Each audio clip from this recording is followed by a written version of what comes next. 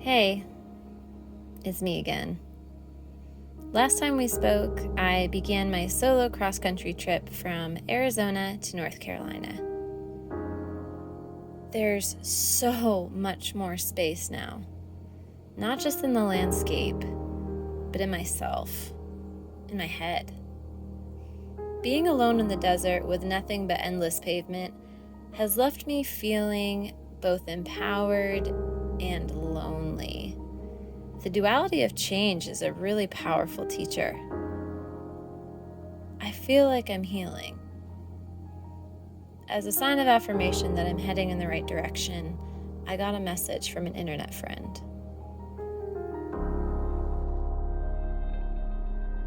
I am so excited. It's crazy how small of a world it is, but I have been following this bus online, Amor Aventura, for a while now, and I just really love them and who they are.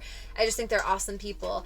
And it just so happens that we're in the same town. So they reached out to me and they're like, hey, we're here in New Mexico. We're with a couple of other buses. We'd love for you to come, join us at camp. So I am so excited to meet up with them in person. Just to have that kind of community, especially during this transition, is just the absolute best. I'll bring you along.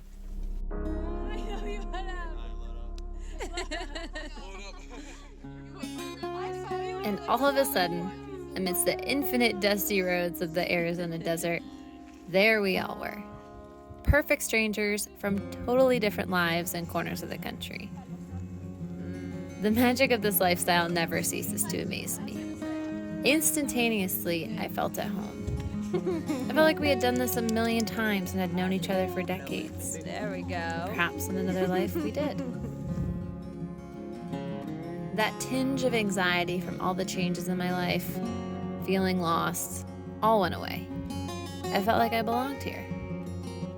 It was all of a sudden so easy to just be present.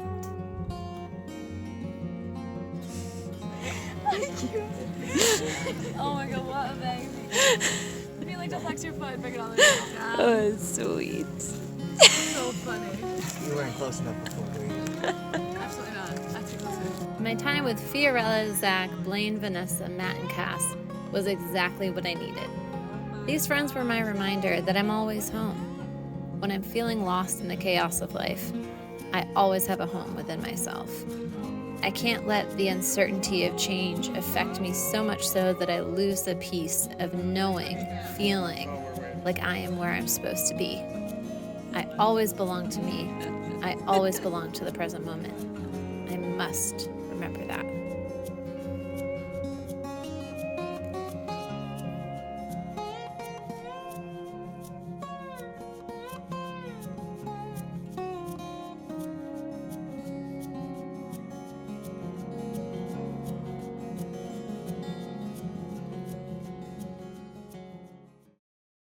After a few beautiful days, the road called me back.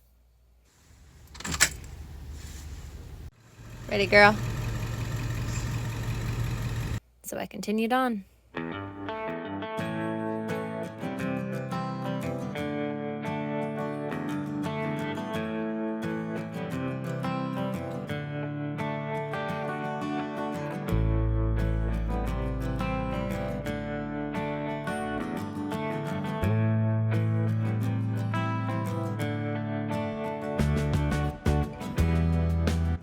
Have made it to Guadalupe Mountains National Park. There's only really one trail that Rio can do, and it's right around the visitor center. And then most of it is just a scenic drive. It's kind of bizarre that most of the views are right off the highway. So I think we're just gonna do the small walk around the visitor center, take in the views as we continue our drive, and then just call it for this and continue onward. That way we can just keep this cross-country trip moving.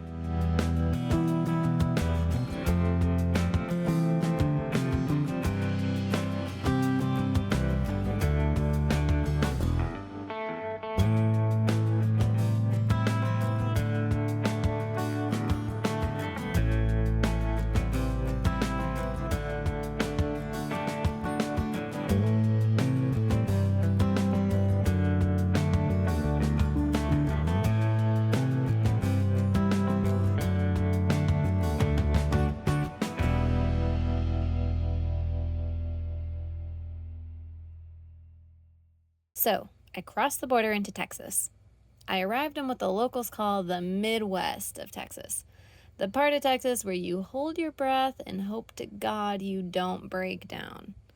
I know this because I did break down here once, and every stranger who passed by shared eerie words of warning, telling me to have my finger on a trigger at all times and to not hesitate to use it. Long story short, I wanted this leg of my trip behind me. Not to mention, the sights and smells didn't exactly put me at ease. Oil wells and fracking pumps, along with grumpy construction men, were the only other things here. I developed a headache from the fumes, and the roads had me worried the bus might not arrive in one piece. But, luckily, I made it through the worst of it without a breakdown this time. After Guadalupe Mountains yesterday, it was a rough drive. Oh, Rio, are you going crazy? So, long story short, hi Rio. Don't mind her toy fluff. We went on this highway that was... She wants to go outside. Maybe I'll finish this conversation outside. So, the drive was an absolute mess. There was fracking everywhere. I've never seen so many fracking machines in my life. It was so bumpy. It was so tense. It required so much focus. And then I get to the place that's supposed to be our campsite, and it's full of construction vehicles. I found another campsite about 30 minutes away, and it ended up being a gem, really. And I in no way mean to offend this area of the country, but it is an area of the country where you have to be on higher alert just for safety precautions. Just as a solo woman and in a bus, there's just a lot more things that could potentially go wrong and a lot less resources to encounter. I'm glad to be out of that stint of the drive. Let me show you this campsite. Here it is. What? Free electric and free water hookup, and there's a dump that way.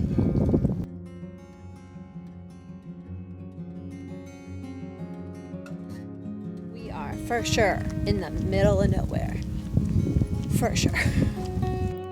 This little oasis was the perfect place to land.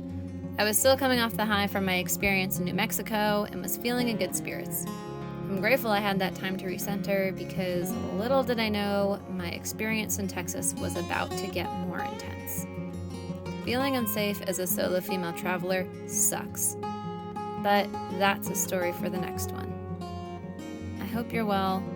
Thanks for watching. We'll talk soon.